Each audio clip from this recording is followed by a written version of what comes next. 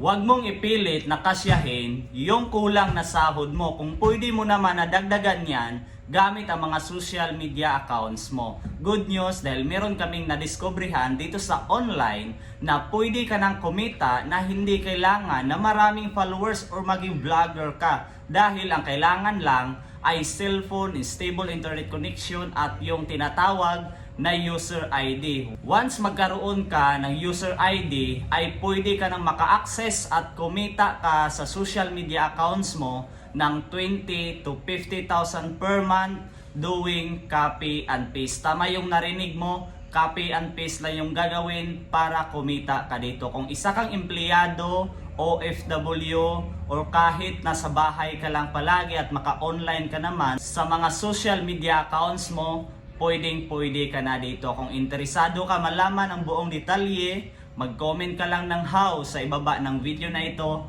para ako mismo magturo sa iyo. See you!